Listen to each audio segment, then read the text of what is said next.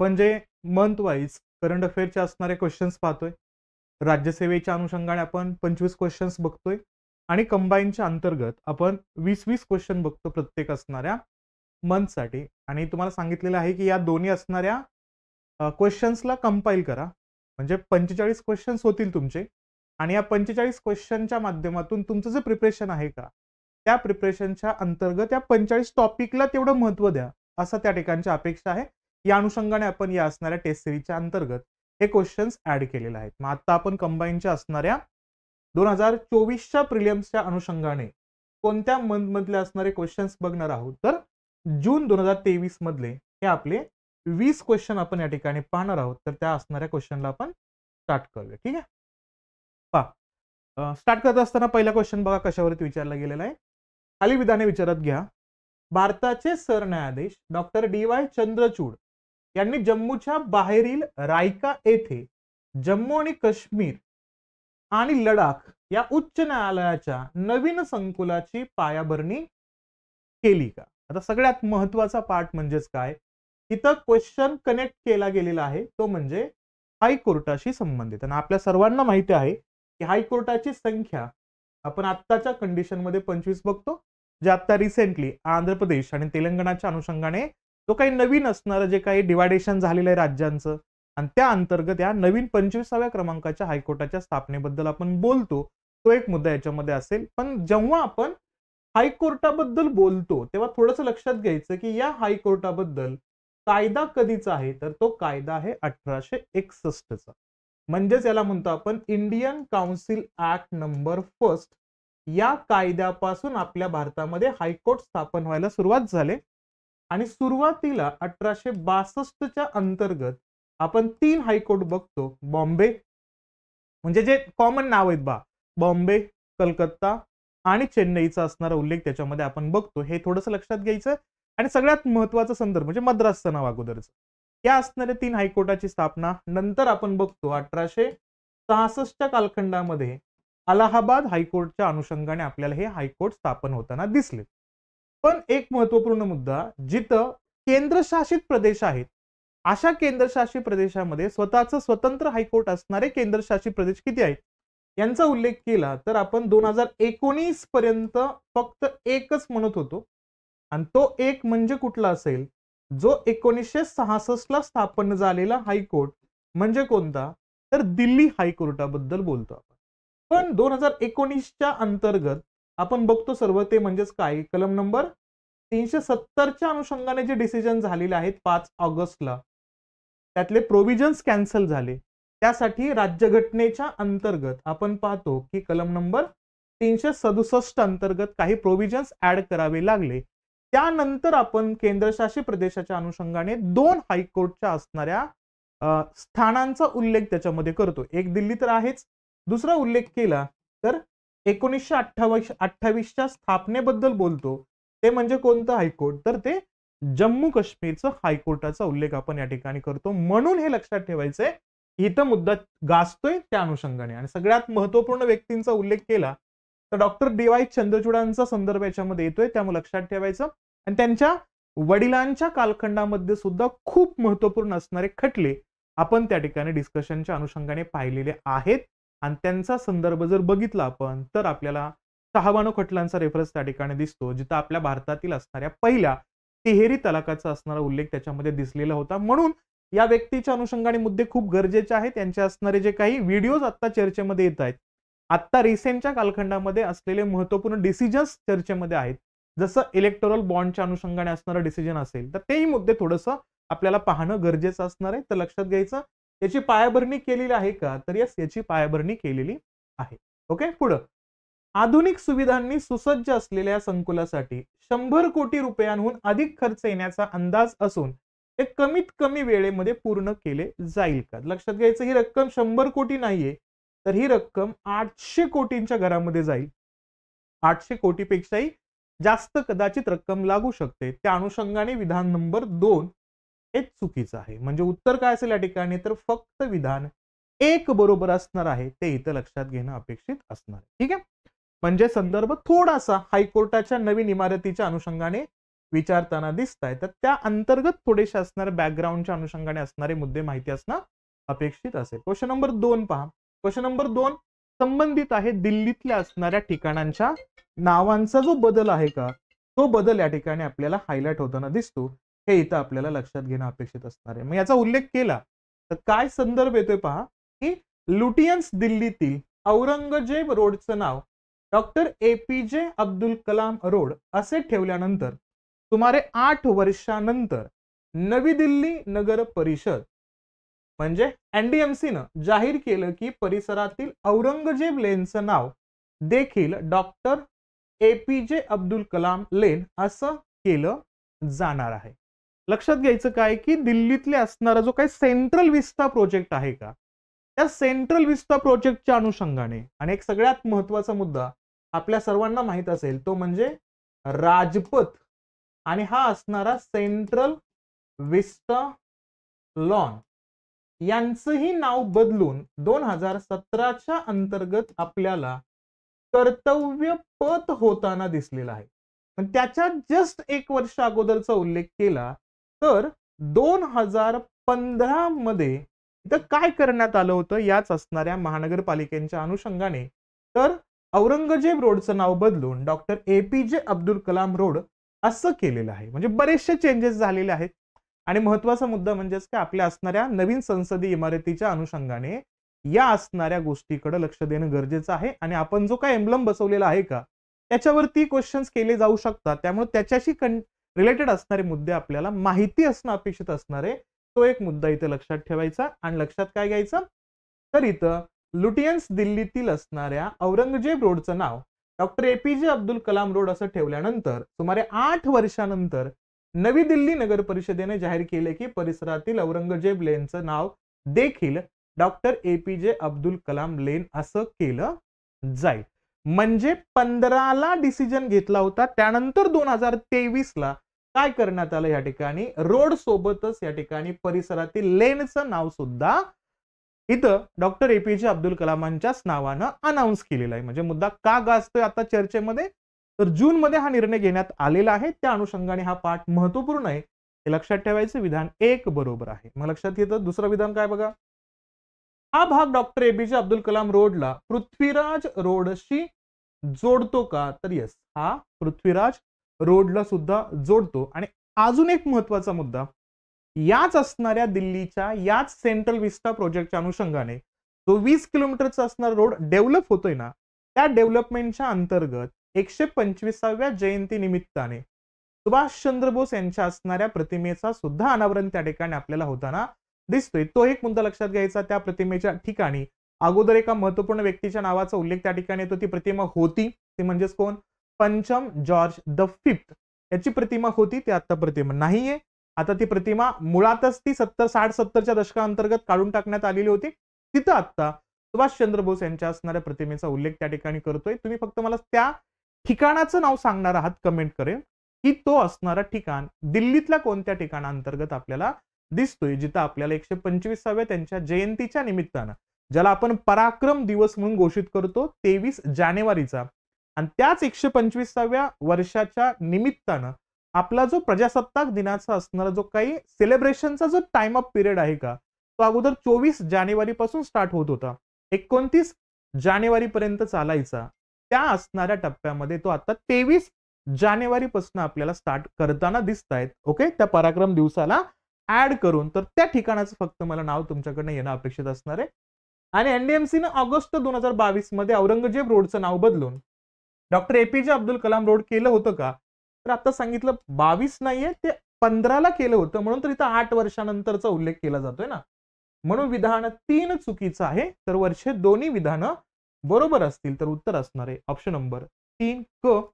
1 आणि 2 विधान या ठिकाणी बरोबर असणार आहे. बऱ्याच वेळा नावं चेंजेस होतात, त्यांच्या अनुषंगाने आपल्याला क्वेश्चन्स विचारले जातात, हे इथं लक्षात घेणं अपेक्षित असणार आहे. ठीक आहे, पुढचा क्वेश्चन पहा.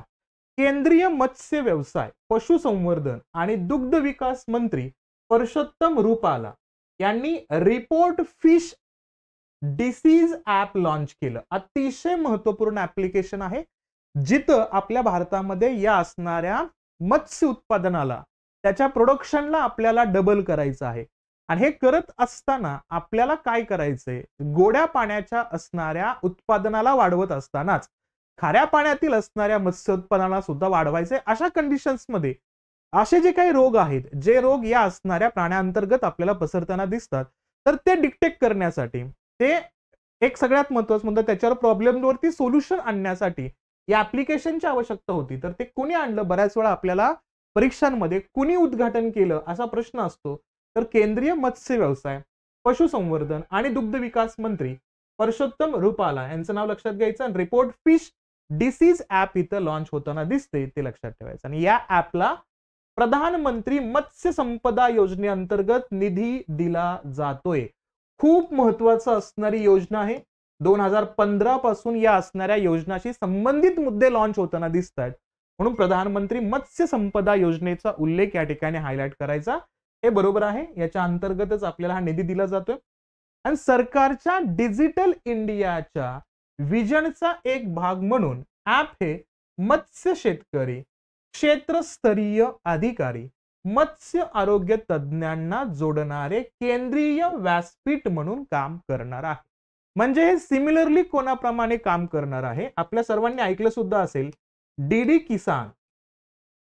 हा डीडी किसान नावाचं असणार जे आपण दूरचित्रवाहिनी स्टार्ट केलेलं आहे, त्याच्या अनुषंगाने जे मुद्दे आता शेतकऱ्यांच्या हितासाठी असतील ते जे प्रसारित केले जातात. प्लस सोबत सगळ्यात महत्वाचा मुद्दा पाहिला तर आपण आणला होता तो म्हणजे हॉर्टिनेट सारखे असणारे प्रोजेक्ट, जिथं आपण काय करतोय, तर आपण हॉर्टिकल्चरच्या अनुषंगाने जे गाईडलाईन द्यायचे शेतकऱ्यांना, तर त्यांचं असणार एक सर्किट तयार केलं आणि शेतीसाठी आवश्यक असणाऱ्या सगळ्या प्रोटोकॉल्स, जे उत्पादन आपण युरोपच्या देशांमध्ये किंवा इतर देशांमध्ये एक्सपोर्ट करतो, तर त्याची क्वालिटी मेंटेन राहावी यासाठी असेसमेंट देणं गरजेचं आहे. त्यासाठी मदत करणं गरजेचं आहे. तर ती मदत भारत सरकारच्या माध्यमातून होते. तर तोच सिमिलर अप्रोच या ऍप्लिकेशनच्या माध्यमातून देताना दिसतात. म्हणून लक्षात घ्यायचं, ही तीनही विधानं बरोबर असतील. मत्स्य संपदेचा उल्लेख या ठिकाणी येतोय, त्या अनुषंगाने हा क्वेश्चन नंबर 3 आपल्याला लक्षात ठेवणं अपेक्षित असणार आहे. तो हित गरजेचा असेल, तो लक्षात ठेवूया. ठीक आहे, ठीक आहे. चला क्वेश्चन नंबर 4 पाहूया आपण. काय पहा क्वेश्चन नंबर 4, खालील विधाने विचारात घ्या. काय पहा, सांख्यिकी आणि आर्थिक नियोजन क्षेत्रात प्राध्यापक प्रशांत चंद्र महालनोबिस यांनी दिलेल्या महत्वपूर्ण योगदानाचा गौरव करण्यासाठी दरवर्षी 26 जून रोजी राष्ट्रीय सांख्यिकी दिन साजरा केला जातो. आता नीट ऐका, या व्यक्तीचा उल्लेख आपण प्लॅनिंग कमिशनच्या अनुषंगाने बऱ्याच वेळा वाचलेला आहे. या व्यक्तीच्या योगदानाचा उल्लेख आपण एनएसओच्या असणाऱ्या बाबतीमध्ये संस्थेच्या स्थापनेच्या अनुषंगाने एक महत्वपूर्ण रोल म्हणून पाहिलेला आहे. तिथं बऱ्याच गोष्टींच्या अनुषंगाने या व्यक्तीचा उल्लेख येतोच. म्हणून या गोष्टींकडे आपल्याला लक्ष देणं गरजेचं आहे. एक संदर्भ जोडला जातोय दिनविशेषाच्या अनुषंगाने, तो एक पार्ट याच्यामध्ये माहिती असला पाहिजे. पण लक्षात घ्यायचं, प्रशांत चंद्र महालनोबिस यांच्या अनुषंगाने जो आपण राष्ट्रीय सांख्यिकी दिन साजरा करतो ना, तो 26 जून नाही, तर तो आहे 29 जूनचा उल्लेख इथं लक्षात घ्यायचा. हा, पण तुमच्याकडनं मला एका उत्तराची अपेक्षा आहे. हा 26 जून महाराष्ट्रातील एका खूप महत्वपूर्ण असणाऱ्या समाज सुधारकाच्या असणाऱ्या जीवनाशी संबंधित आहे, जिथं आपल्या महाराष्ट्र राज्य सरकारनं मागच्या वर्षभराअंतर्गत त्यांच्या जन्माशी संबंधित असणाऱ्या 100 वर्षांच्या कंप्लिशनच्या अनुषंगाने मुद्दे सेलिब्रेट सुद्धा केलेला आहे. तर त्यांचं नाव मला तुम्ही कमेंट बॉक्समध्ये उत्तर देणार आहात. ठीक आहे, पण इथं लक्षात घ्यायचं काय, राष्ट्रीय सांख्यिकी दिनाचा उल्लेख केला तर 29 जूनचा संदर्भ याच्यामध्ये आपल्याला माहिती असणं गरजेचं असणार आहे. ठीक आहे, विधान 2 पहा. प्रोफेसर महालनोबिस भारताच्या पहिल्या नियोजन आयोगाचे भाग होते आणि 1931च्या इंडियन स्टॅटिस्टिकल इन्स्टिट्यूटची स्थापना करण्यात त्यांचा मोलाचा वाटा होता का, तर यस. प्लॅनिंग कमिशनच्या अनुषंगाने आर्थिक नियोजनातील विचारांचा जर मुद्दा बघितला तर आपण त्या ठिकाणी काही प्रतिमानं वापरतो. त्या प्रतिमानामध्ये आपल्याला महालनोबिस प्रतिमानाचा उल्लेख त्या ठिकाणी खूप जास्त चर्चेमध्ये होता, तर तोही बरोबर आहे. आणि 1931 मध्ये इंडियन स्टॅटिस्टिकल इन्स्टिट्यूशनच्या स्थापनेमध्येही त्यांचा रोल खूप महत्वपूर्ण आहे, जो नंतर आपल्याला त्या ठिकाणी नॅशनल स्टॅटिस्टिकल ऑर्गनायझेशनच्या अनुषंगाने काम करताना दिसतो, तोही संदर्भ आपल्या लक्षात घेणं गरजेचं आहे. आणि पहिला राष्ट्रीय सांख्यिकी दिन 29 जून 2009 रोजी साजरा करण्यात आला आणि तेव्हापासून तो त्याच दिवशी साजरा केला जात आहे का? तर 29 जून बरोबर आहे, पण 2009 नाहीये. तर 2007 पासूनचा असणारा हा मुद्दा इथं सेलिब्रेट होताना दिसतोय. हे इथं लक्षात घ्यायचं. म्हणजे इथं विधान 3 ही चुकीचं आहे, विधान 1 ही चुकीचं आहे. उत्तर असेल त्या ठिकाणी फक्त विधान 2 म्हणजे ऑप्शन नंबर 1 चा उल्लेख याच्यामध्ये करायचा आपल्याला. तर क्वेश्चन नंबर 4 चं उत्तर असेल ए, फक्त विधान 2 बरोबर असणार आहे. हे इथं लक्षात ठेवायचं. ठीक आहे. त्यानंतर येतोय क्वेश्चन नंबर 5. काय बा क्वेश्चन नंबर 5? 16व्या शतकातील गोंडवाना राज्याची राणी दुर्गावती खूप महत्वपूर्ण नाव आहे. कदाचित क्वेश्चन विचारला तर याच नावाशी संबंधित तुम्हाला दिसेल पण सुद्धा. हिस्टॉरिकल बॅकग्राऊंड असल्या कारणानं आणि त्याचा मुद्दा करंट अफेअरशी जोडला असल्या कारणानं कदाचित तो करंट अफेअर मध्ये केला जाईल किंवा डायरेक्टली हिस्ट्रीच्या अंतर्गत सुद्धा विचारला जाईल. मग राणी दुर्गावती यांना सन्मानित करण्यासाठी कोणतं राज्य लक्षात घ्यायचं? मध्य प्रदेशात आयोजित करण्यात आलं 6 दिवसीय वीरांगणा राणी दुर्गावती गौरव यात्रा. काय लक्षात घ्यायचं? वीरांगणा राणी दुर्गावती गौरव यात्रा मध्ये केंद्रीय गृहमंत्री अमित शहा यांच्या नावाचा उल्लेख या ठिकाणी येतोय. आणि तो संदर्भ पाहिला तर काय लक्षात घ्यायचं आपल्याला की पंतप्रधान नरेंद्र मोदी सहभागी झाले होते. कुठला उल्लेख याच्यामध्ये येतो इथं? तर इथं संदर्भ बघायचा आपल्याला, तो म्हणजे या असणाऱ्या गौरव यात्रेच्या अंतर्गत. ठीक आहे. पुढं बरोबर आहे का विधान आहे? तर येस बरोबर आहे. कुठल्या राज्या अंतर्गत लक्षात घ्यायचं? मध्य प्रदेश राज्याचा संदर्भ याच्यामध्ये पाहायचा आहे. पुढचं विधान नंबर 2 काय पहा? मुघल साम्राज्याविरुद्ध तिच्या राज्याचे रक्षण करण्यासाठी तिला मुख्यत्वे लक्षात ठेवले जाते. म्हणजे या असणाऱ्या महत्वपूर्ण त्यांना इथं लक्षात घेतलं जातं. कोणा विरोधातल्या असणाऱ्या रक्षणाचा उल्लेख त्याच्यामध्ये येतोय? तर मुघल साम्राज्याच्या असणाऱ्या त्यांच्या राज्याच्या संरक्षणाच्या अनुषंगाने त्यांचं नाव विचारात घेतलं जातं का? तर यस हे जातं. थोडंसं हे टायपिंग मिस्टेकचा उल्लेख याच्यामध्ये येतोय. ओके. आणि विधान 3 चा उल्लेख केला तर जबलपूर विद्यापीठाचं नामकरण राणी दुर्गावती विद्यापीठ असं केलेलं आहे का? तर यस हे पण बरोबर आहे. लक्षात घ्यायचं कोणत्या विद्यापीठाचं नामकरणाचा उल्लेख याच्यामध्ये येतोय? जबलपूर विद्यापीठाचं असणारं नामकरण काय करण्यात आलंय? राणी दुर्गावती विद्यापीठ असं करण्यात आलेलं आहे. मग लक्षात घ्यायचं राज्य प्रदेश राणी दुर्गावती वीरंगणा राणी दुर्गावती गौरव यात्रा पीएम साहेबांचं असणारं प्रेझेन्स त्या ठिकाणी आणि कोणत्या शतकातल्या असणाऱ्या गोंडवन राज्याच्या राणीचा उल्लेख करतोय आपण तर 16व्या शतकातील गोंडवान राज्याच्या असणाऱ्या उल्लेख याच्यामध्ये येतोय आपल्याला. मध्य प्रदेशाचा संदर्भ महाराष्ट्राच्या असणाऱ्या नागपूर क्षेत्राशी मुद्दे सुद्धा या ठिकाणी कनेक्टेड ठेवायचे आपल्याला.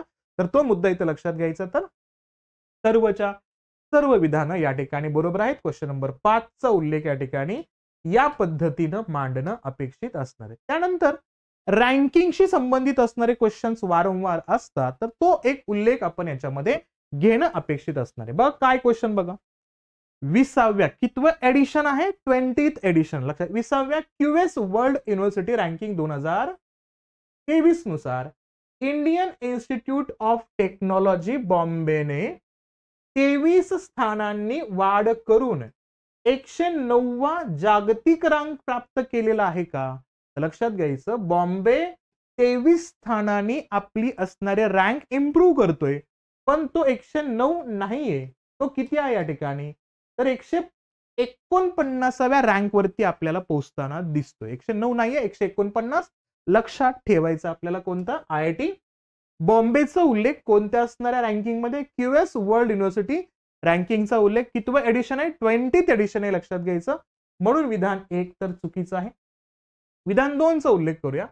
भारतीय उच्च शिक्षण संस्थेने पहिल्या 150 यादीत स्थान मिळवल्याची 8 वर्षातील ही पहिलीच वेळ आहे. लक्षात घ्यायचं किती?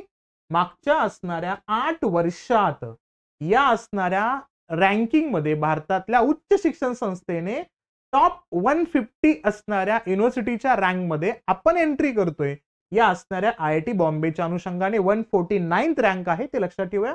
सोबत उल्लेख केला तर भारतीय विज्ञान संस्था म्हणजे IISc बँगलोरने यापूर्वी 2016 मध्ये कितवी रँक होती? 147 रँक होती, हे लक्षात घ्यायचं. ओके, म्हणजे 2016 ला 150च्या आतमध्ये आपली IISc होती 147 रँक वरती. 2023 ला म्हणजे 8 वर्षाच्या गॅप नंतर आपला असणारा IIT बॉम्बे यामध्ये एंट्री करताना दिसतोय. तोही कोणत्या रँकनं? 150 देशांच्या टॉप लिस्ट मध्ये दिसतोय 149 रँक वरती. त्यामुळे विधान 1 चुकीचं आहे, पण विधान 2 बरोबर आहे. त्यामुळे योग्य विधानाचा उल्लेख केला तर इथं या ठिकाणी बी आपल्याला ऑप्शन बरोबर ठरेल. फक्त विधान 2 बरोबर असणार आहे. ठीक आहे. त्यानंतर संदर्भ येतोय क्वेश्चन नंबर 7चा. काय बा क्वेश्चन नंबर 7चा उल्लेख? खालील विधाने विचारात घ्या. केंद्रीय रसायने आणि खते आणि आरोग्य आणि कुटुंब कल्याण मंत्री डॉक्टर मनसुख मांडविया 2023चा तुम्ही कंबाईनचा पेपर पहा, राज्यसेवेचा पेपर पहा, तुम्हाला या असणाऱ्या व्यक्तींच्या नावांवरती क्वेश्चन खूप जास्त आहे. कोणी उद्घाटन केलं, कोणा मार्फत तो असणारा पोर्टल आला, कोणत्या मार्फत इंटरनॅशनल समिट नॉर्थ ईस्टच्या असणाऱ्या राज्यांतर्गत सेलिब्रेट होताना दिसले. त्यामुळे ते मुद्दे बघणं गरजेचं आहे. मग कोणाचा उल्लेख? केंद्रीय रसायन, खते, आरोग्य, कुटुंब कल्याण मंत्र्याचा उल्लेख येतोय. डॉक्टर मनसुख मांडविया यांच्या उपस्थितीमुळे मुंबई येथे आयोजित कितवा होता? 8वा जागतिक औषधी गुणवत्ता शिखर परिषदेनं लक्ष वेधून घेतलं. ओके, कोणता होता? 8वा जागतिक औषधी गुणवत्ता शिखर परिषद. का? कारण ग्लोबल मेडिसिनच्या बाबतीमध्ये इंडियाचं नाव खूप मोठ्या पद्धतीने चर्चेमध्ये आहे, विशेषतः कोविड नंतरच्या कालखंडामध्ये. कारण वॅक्सिनेशनच्या असणाऱ्या रेसमध्ये भारत खूप मोठ्या प्रमाणामध्ये रन करतोय आणि आपण नुकतंच जर्मनीला क्रॉस करून सुद्धा या ठिकाणी वर्ल्डच्या टॉप मोस्ट लिस्ट मध्ये वॅक्सिन प्रोडक्शन मध्ये जातोय, हे लक्षात घ्यायचं. आणि न्यू डेव्हलपमेंट बँकच्या अंतर्गत आणि एशियन डेव्हलपमेंट बँकच्या अनुषंगाने मदतीच्या माध्यमातून आपण खूप मोठ्या पद्धतीने वॅक्सिन जनरेशनच्या असणाऱ्या किंवा ते जनरेट करण्याच्या अनुषंगाने असणारे मुद्दे या ठिकाणी मांडतोय. त्यामुळे हा मुद्दा गरजेचा आहे. प्लस जेनेरिक मेडिसिनच्या बाबतीमध्ये भारत जागतिक व्यवस्थेमध्ये नंबर 1 चा देश असल्या कारणाने त्याच्यावरती आपल्याला फोकस असणं गरजेचं आहे. म्हणून हे लक्षात ठेवायचं. 8वा जागतिक औषध गुणवत्ता शिखर परिषद आहे का? झाली का? तर येस, झालेलं. कुठं झालेलं आहे? लक्षात घ्यायचं, मुंबईमध्ये झालेलं आहे. आणि या 8व्या ग्लोबल फार्मास्युटिकल क्वालिटी समिट, बरं हे पण लक्षात घ्या की मागच्या वर्षभरामध्ये कफ सिरपचा असणारा मुद्दा जगभरामध्ये खूप गाजलाय आणि त्या कफ सिरपमुळे लहान बालकांच्या मृत्यूला कारणीभूत ठरणारा असणारा कफ सिरप आहे. म्हणून भारताच्या मेडिसिन्स बद्दल एक प्रकारे अविश्वास निर्माण होते जगामध्ये. तर त्याला थोडंसं प्रमाण देण्याचं काम हा असणारा समिट करतोय. त्यामुळे लक्षात घ्यायचं, याची थीम काय होती? रुग्ण केंद्रित उत्पादन आणि गुणवत्तेचा नवीन नमुना, असा होता का? तर यस. काय लक्षात घ्यायचं? रुग्ण केंद्रित व्यवस्थेचा वापर याच्यामध्ये होतोय. म्हणून इथं दोन्ही विधानं योग्य असतील. क्वेश्चन नंबर 7चा संदर्भ आपल्याला या पद्धतीनं लक्षात घेणं अपेक्षित असणार. ठीक आहे. नंतर सर्वाधिक जास्त कालखंड सर्व केलेल्या सीएम बद्दलचा क्वेश्चन केलाय. आपल्याला याच्या अगोदर प्रश्न विचारला होता महिला मुख्यमंत्र्यांच्या बाबतीमधला असणारा संदर्भ, म्हणजे तो विचारला होता मेहबूबा मुफ्ती त्यांच्या असणाऱ्या नावाशी संबंधित हा क्वेश्चन केला गेला होता. आता इथं काय लक्षात ठेवायचं आपल्याला संदर्भ? आता संदर्भ येतोय बघा या ठिकाणी.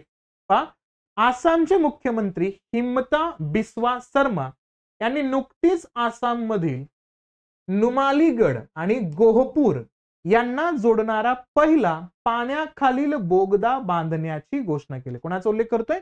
आसामच्या मुख्यमंत्र्यांचा उल्लेख करतोय, हिमंता बिस्वा शर्मा यांचा.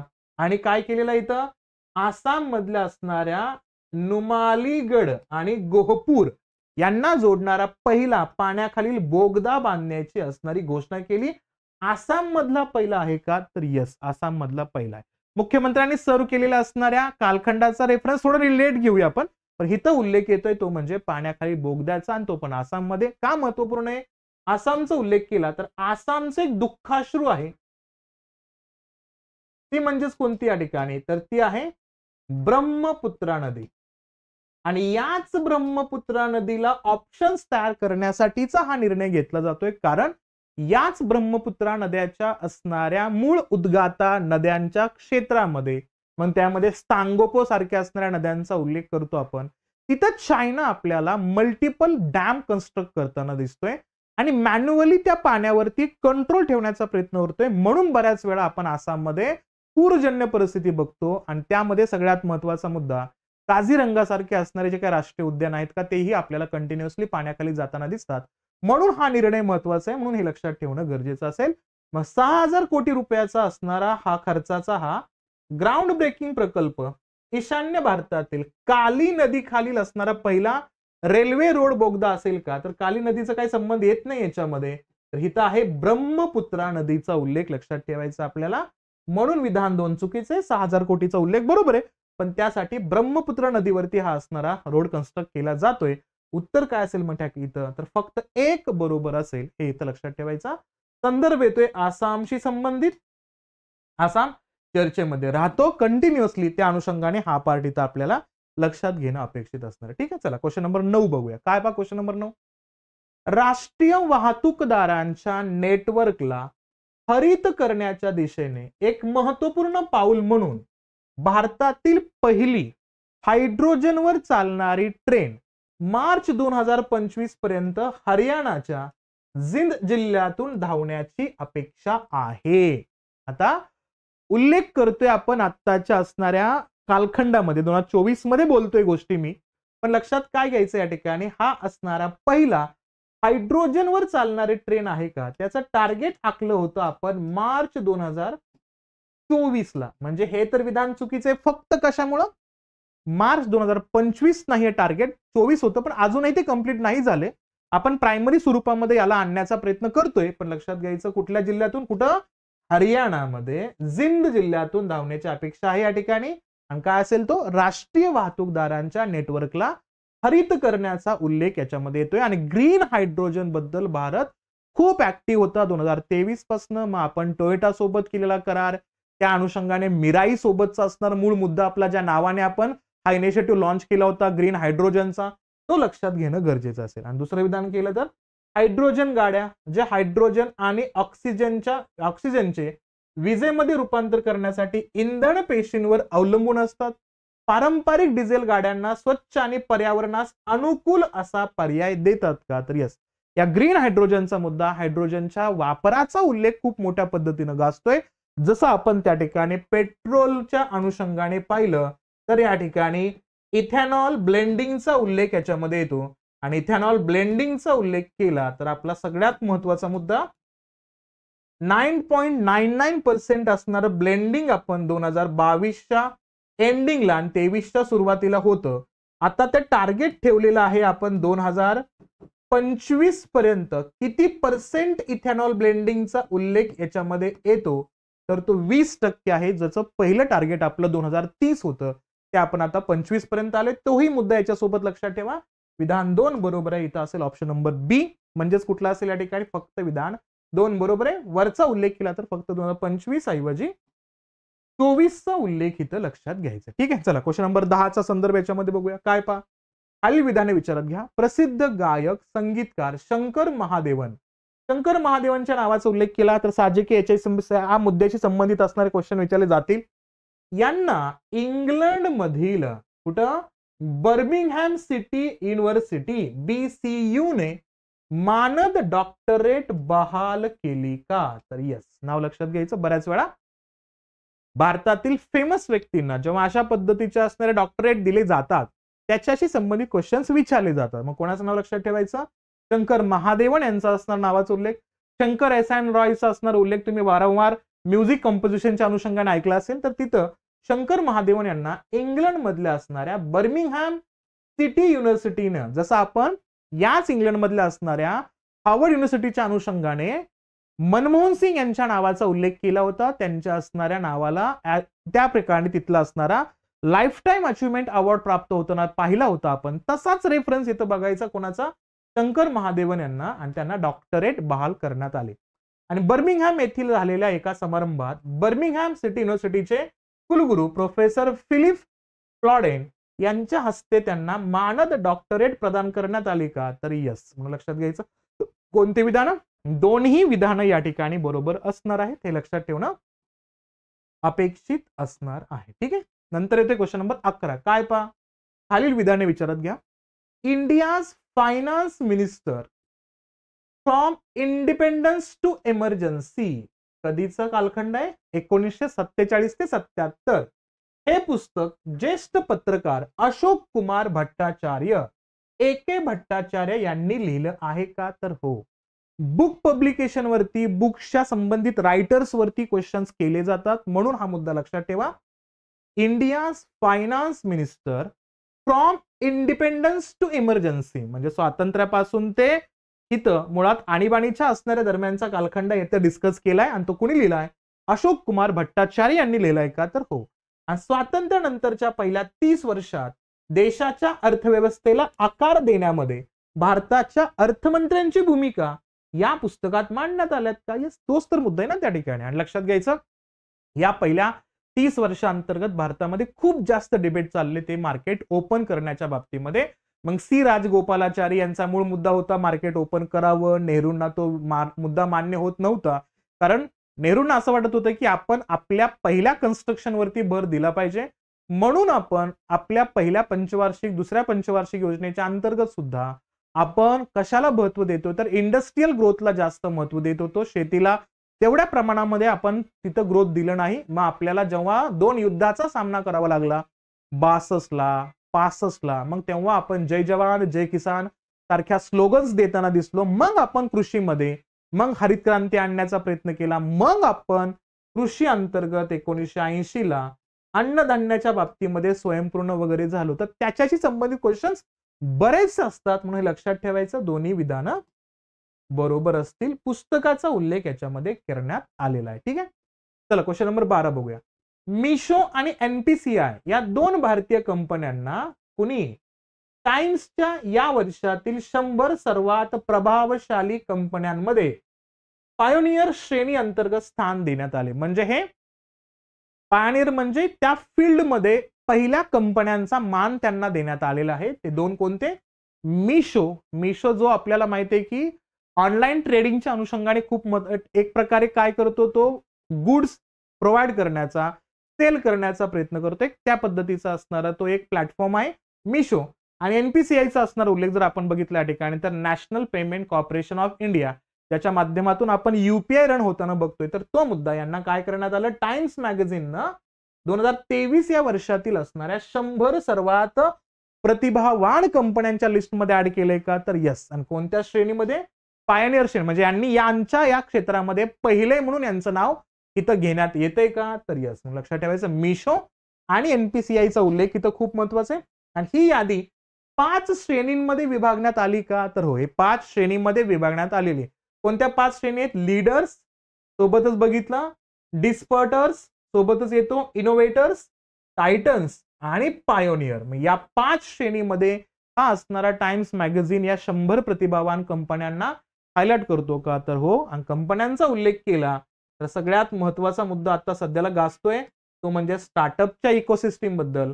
आणि स्टार्टअपच्या इकोसिस्टीम बद्दल बोलायचं असेल तर 16 जानेवारी हा दिवस खूप महत्वपूर्ण आहे भारताच्या अनुषंगाने, तिथं आपण स्टार्टअप डेचा उल्लेख करतो. आणि जगामध्ये आपला देश स्टार्टअपच्या असणाऱ्या कंपन्यांच्या संख्येमध्ये नंबर 3 वरती आपल्याला हा विराजमान होताना दिसतोय. तर तोही मुद्दा लक्षात घ्यायचा. त्यामुळे दोन्ही विधानं बरोबर आहेत या असणाऱ्या क्वेश्चन नंबर 12च्या अंतर्गत हे इथं लक्षात घेणं गरजेचं असणार. ठीक आहे, चला क्वेश्चन नंबर 13चा उल्लेख करूया. काय पहा, इकॉनॉमिकल इंटेलिजन्स युनिट EIU ने प्रकाशित केलेल्या ग्लोबल लिव्हेबिलिटी इंडेक्स 2023 लक्षात घ्यायचं कोण पब्लिश करतो असाही प्रश्न केला जाऊ शकतो. म्हणून काय लक्षात घ्यायचं, इकॉनॉमिक इंटेलिजन्स युनिट पब्लिश करतो तो म्हणजे काय? ग्लोबल लिव्हेबिलिटी इंडेक्स हा पब्लिश करतो. आणि नुसार कोणत्या शहराला सर्वाधिक राहण्या योग्य शहर म्हणून स्थान देण्यात आलेलं आहे तर याचा उल्लेख केला तर काय लक्षात ठेवायचं, तर तो आहे व्हिएन्ना. सर्वात कम्फर्टेबल शहराचा उल्लेख, राहण्यायोग्य शहराचा संदर्भ आला तर आपल्याला कोणाचा उल्लेख करायचा? सिडनी, व्हिएना, न्यूयॉर्क आणि पॅरिसच्या अंतर्गत तर व्हिएन्ना याचा उल्लेख आपल्याला इथं लक्षात ठेवणं अपेक्षित असणार आहे. बऱ्याच वेळा टॉप रँक वरती असणाऱ्या देशाशी संबंधित असणाऱ्या तिथल्या शहराशी संबंधित असणाऱ्या नावांचा उल्लेख आयोग प्रश्नांच्या अंतर्गत करताना दिसतो. तर ते इथं लक्षात घेणं अपेक्षित असणार आहे. क्वेश्चन नंबर 14 बघूया आपण. काय पहा, आशियाई विकास बँक, एशियन डेव्हलपमेंट बँकेच्या विकासासाठी डिजिटल तंत्रज्ञानावरील उच्चस्तरीय सल्लागार गटाचे सदस्य म्हणून नुकतीच कोणाची नियुक्ती करण्यात आली? इंडियन ओरिजिन किंवा इंडियन लोकांचा उल्लेख जिथे जिथे येतो तिथे आयोग क्वेश्चन करतो. मग याच्यामध्ये आता आशियाई डेव्हलपमेंट बँकेच्या कोणत्या सेक्टरसाठी? इथं डिजिटल टेक्नॉलॉजीच्या अनुषंगाने या उच्च स्तरीय सल्लागार गटाचा सदस्य म्हणून कोणाची नियुक्ती झाली? मनीष कुमार, आलोक कुमार, राजेश मलिक का गिरीश पटेलांच्या नावाचा उल्लेख येतोय? तर हे आहेत तर आलोक कुमारांच्या नावाचा उल्लेख येतो. एशियन डेव्हलपमेंट बँक चर्चेमध्ये कंटिन्युअसली राहतो आणि तो मुद्दा आता न्यू डेव्हलपमेंट बँक जो ब्रिक्स आता तयार करताना दिसतोय त्यामुळे हा परत एकदा चर्चेमध्ये येतोय, ते इथं लक्षात ठेवणं अपेक्षित असणार. ठीक आहे, चला क्वेश्चन नंबर 15चा उल्लेख करूया आपण. काय 15चा संदर्भ याच्यामध्ये आणतोय बघा. आता हा थोडासा काय संदर्भ आहे तर रिसर्चचा मुद्दा येतोय आणि इथं ASIचा असणार संदर्भ खूप जास्त पद्धतीमध्ये गाजतोय. कोणत्या शहरात एका कुठला मेझोलिथिक काळासाठी रॉक पेंटिंग सापडली होती ज्यामध्ये एक व्यक्ती जमिनीचा तुकडा मशागत करत आहे असा उल्लेख याच्यामध्ये दिसतोय? सगळ्यात लक्षात ठेवायचं या ठिकाणी तर कोणता असतो? मेसोलिथिकचा उल्लेख केला तर याला म्हटलं जातं या ठिकाणी मिडल स्टोन एज. काय म्हटलं जातं? Middle stone age. आणि हा जो स्टोन एज आहे का हा जवळपास काउंट केला जातो 10,000 BEC चा उल्लेख याच्यामध्ये येतो, BCE चा उल्लेख याच्यामध्ये येतो. बिफोर कॉमन एराचा असणार रेफरन्स तो कुठपर्यंत तर तो 8,000 BCE या कालखंडा अंतर्गत त्याला काउंट केलं जातं. आणि महत्वपूर्ण संदर्भ बघितला तर हा रॉक पेंटिंगचा उल्लेख येतो. दगडांवरती केलेल्या असणाऱ्या कामांचा संदर्भ दिसलाय आता आणि तो कुठं दिसला या ठिकाणी तर तो दिसलाय गुंटूर या ठिकाणी. म्हणजे कुठं तर तो आंध्र प्रदेश इथं सापडण्यात आलेला आहे. लक्षात ठेवायचं हैदराबाद चेन्नई राखी गडीचा उल्लेख तुम्ही करू शकता. कुठं तर हडप्पनकालीन संस्कृतीचा उल्लेख आला तर त्या अनुषंगाने आपण कन्फ्युज होतो. पण इथं लक्षात घ्यायचं मेझोलिथिकचा उल्लेख केला, मिडल स्टोन एजचा रेफरन्स येतोय आणि त्यामध्ये रॉक पेंटिंगच्या अनुषंगाने आपल्याला काही मुद्दे सापडतात. त्यामध्ये एक व्यक्ती जमिनीच्या तुकड्याला काय करतोय मशागतीमध्ये त्या ठिकाणी आणण्याचा प्रयत्न करतोय तर त्या अनुषंगाने क्वेश्चन केला जाऊ शकतो. तर तो इथं लक्षात ठेवणं अपेक्षित असतं. ठीक आहे, चला क्वेश्चन नंबर 16चा उल्लेख करूया आपण. त्या ठिकाणी काय उल्लेख आहे बघा इथं तर संयुक्त अरब अमिरातीशी राजनैतिक संबंध पुनर्संचयित करण्यासाठी कोणत्या देशाने आपला दूतावास पुन्हा ओपन केलाय? खूप चर्चेमध्ये आहे. गल्फ कंट्रीच्या अनुषंगाने हा मुद्दा येतो आणि ग्लोबल गल्फ असोसिएशनच्या अनुषंगाने हा मुद्दा खूप जास्त गरजेचा आहे. आणि याच्यामध्ये कोण आहे? कुवेत आहे, कतार आहे, माली आहे का नायजेरिया? तर लक्षात घ्यायचं इथं आहे कतार. आणि या कतारनं 2017 पासून यांच्या ऑपोजिट भूमिका घेतली होती. कारण UAEनं काय केलं होतं या ठिकाणी तर UAE एका ग्रुप सोबत जोडला गेला होता. तो होता सौदी अरेबियाचा असेल त्या ठिकाणी, बहारीन त्याच्यामध्ये होता, सोबत पाहिलं या ठिकाणी तर इजिप्त या ग्रुपमध्ये होता. तर या असणाऱ्या 3 देशांच्या ग्रुपमध्ये तो 2017ला सहभागी झाला आणि तो बॉयकॉट करायला लागला कोणाला? कतारला. त्यामुळे यांचा असणार जो काही डिप्लोमॅटिक कोरिलेशन आहे का ते 2017 पासून संपले होते. आता त्यानंतर पुन्हा एकदा एकत्र येत आहेत. म्हणून या असणाऱ्या गल्फ कंट्रीज मधला पीसफुल कोलॅबोरेशन खूप मोठ्या पद्धतीमध्ये परत एकदा चर्चेमध्ये येतोय. म्हणून UAE आणि कतार हे दोन्ही नावं लक्षात ठेवायचे आपल्याला. क्वेश्चन 16चं उत्तर असेल ऑप्शन नंबर बी चा संदर्भ इथं लक्षात घेणं अपेक्षित असणार आहे. ठीक आहे, चला नंतर मुद्दा येतो त्या ठिकाणी क्वेश्चन नंबर 17चा. आझादी या त्यांच्या ताज्या निबंधाच्या फ्रेंच अनुवादाच्या निमित्ताने कोणाला युरोपियन एस्से अवॉर्ड प्राप्त झालेला आहे 2023 मध्ये? हा मुळात बघितला आपण त्या ठिकाणी तर हे पब्लिश केलं होतं 2021 मध्ये आणि या निबंधाचा रेफरन्स आपल्याला फ्रेंच ट्रान्सलेशनच्या अनुषंगाने प्राप्त होतो. मग त्यांचा उल्लेख केला तर कोण आहेत त्या ठिकाणी तर त्या शशी थरूर आहेत, ते अरुंधती रॉय आहेत, गरिमा पंडित आहेत का ऋषभा दुबे आहेत? तर लक्षात घ्यायचं कोणाचं नाव? अरुंधती रॉय यांच्या नावाचा उल्लेख या ठिकाणी करायचा आपल्याला. आणि हा असणारा जो काही युरोपियन एस्से पुरस्कार आहे का तो कितव्या नंबरचा आहे तर तो आहे 45 नंबरचा असणारा संदर्भ याच्यामध्ये दिसतोय आणि याची सुरुवात झाली कधी होती तर याची सुरुवात झाली होती 1975च्या अंतर्गत आणि जेव्हा जेव्हा महिलांशी संदर्भित असणारे अवॉर्ड चर्चेमध्ये येतात का तेव्हा तेव्हा क्वेश्चन विचारले जातातच म्हणून हे लक्षात ठेवा. क्वेश्चन नंबर 17चं उत्तर असेल आझादी. त्यांच्या असणारे एस्से साठी त्यांना पुरस्कार मिळतोय त्या म्हणजे कोण अरुंधती रॉय यांच्या नावाचा उल्लेख इथे लक्षात घ्यायचा. ठीक आहे. नंतर एक मुद्दा येतो या ठिकाणी हॉंगझोऊ चायना या ठिकाणी उत्तर झालं का ते हा ठीक आहे. या ठिकाणी झालेल्या एशियन गेम्सचा उल्लेख याच्यामध्ये येतोय आणि कितव्या नंबरच्या एशियन गेमचा उल्लेख होता तर 19th नंबरच्या एशियन गेमचा उल्लेख येतोय जिथं पहिली रँक आणली होती कुणी तर ही पहिली रँक आणली होती चायनानं. एकूण 383 मेडल्स त्यांनी प्राप्त केले होते. नंतर येतो जापान, नंतर येतो त्या ठिकाणी कोरिया, साऊथ कोरियाचा उल्लेख येतो आणि नंबर 4 ला आहे आपला इंडिया आणि इंडियानं किती टोटल मेडल्स घेतले होते या असणाऱ्या एशियन गेम्स अंतर्गत तर 107 मेडल्स घेतले होते.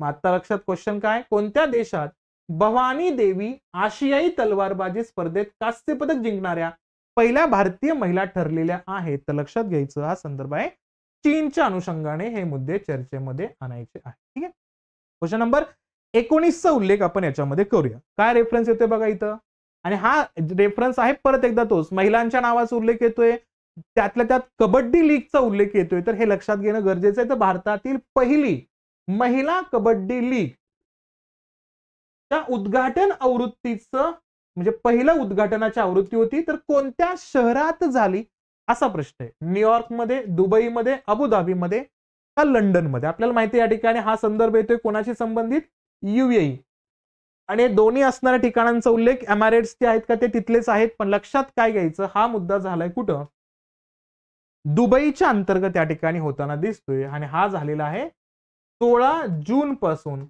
17 जूनच्या कालखंडामध्ये हे झालेले आहे. त्याने एकूण किती टीम निर्माण करण्यात आले होते 8 टीम निर्माण करण्यात आले होते या कबड्डी लीग मध्ये. शहरांच्या नावांच्या अनुषंगाने कबड्डी लीगचे नावं होती आणि इथं जिंकलं कोण या ठिकाणी तर इथं कोलकाताची टीम आपल्याला जिंकताना दिसते. हेही लक्षात घ्यायचं. किती टीम होतोय इथं 8 टीम आहेत म्हणजे खेळाडूंच्या संख्येचा उल्लेख केला तर इथं 96 खेळाडूंचा संदर्भ येतो त्या ठिकाणी. 7 खेळणारे 5 रिझर्वचा असणारा उल्लेख याच्यामध्ये येतो तर त्या अनुषंगाने पहिली कबड्डी महिला कबड्डी लीगचा उद्घाटन आवृत्ती कुठं होते दुबईमध्ये होताना दिसते तर तोही संदर्भ इथं लक्षात घेणं अपेक्षित असणार आहे. आणि शेवटचा क्वेश्चन नंबर 20 कोणत्या IITच्या असणाऱ्या AI मॉडेलने 2023 मध्ये सामान्य मान्सूनचा अंदाज वर्तवला आहे. म्हणजे IIT आर्टिफिशियल इंटेलिजन्सचा असणारा मॉड्यूल या ठिकाणी तयार करताना दिसतो तर कोणता मॉड्यूल आहे तो कोणत्या IITचा आहे तर तो आहे IIT दिल्लीचा असणारा मॉड्यूल या ठिकाणी येतोय जो इथं काय करतोय 2023 मध्ये जो काय जनरल असणारा जो काही मान्सून आहे का त्याचे प्रेडिक्शन या ठिकाणी मांडताना दिसत आहे तर तो इथं लक्षात घेणं अपेक्षित असणार. ठीक आहे. हे 20 टॉपिक हे 20 क्वेश्चन्स या सगळ्यांना कंपाईल करा तुमच्या प्रिपरेशन मध्ये. जून मध्ये जे टॉपिक वाचलेत तुम्ही त्यामध्ये या टॉपिकला ऍड करा किंवा या टॉपिक वरती जास्त भर द्या आणि तुमचं प्रिपरेशन योग्य पद्धतीनं करा. ठीक आहे. आय होप सेशन आवडलं असेल आणि या असणाऱ्या टॉपिकच्या माध्यमातून तुमचं प्रिपरेशन चांगलं होईल अशा अपेक्षा या ठिकाणी करूया आपण. थांबूया आपण. थँक्यू.